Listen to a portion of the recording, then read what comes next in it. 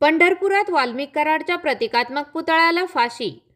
मराठा समाजाचे नेते बापू शिंदे यांच्या नेतृत्वाखाली आज पंढरीतील आद्य क्रांतिकारक राघोजी भांगरे व्यायामशाळेसमोर बीड जिल्ह्यातील खंडणीच्या गुन्ह्यातील अटक केलेला आरोपी वाल्मिक कराड याच्या प्रतिकात्मक पुतळ्याला फाशी देण्यात आली।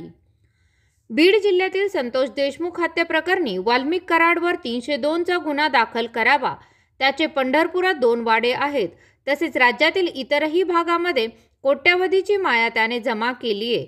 त्याची ही सर्व संपत्ती शासनाने शासन जमा करून घ्यावी।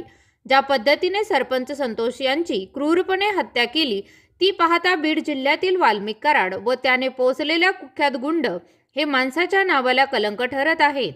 या सर्वांना तातडीने फाशी देण्यात यावी अशी मागणी यावेळी बापू शिंदे यांनी केली आहे। यावेळी शेगाव दुमालाचे सरपंच किरण आटकळे, पिंटू मोरे, माऊली आबा काळे, धनंजय लकडे, नागेश जाधव, बंटी परचंडे, पवन खंडागळे, माऊली नायको यांच्यासह अनेक जण उपस्थित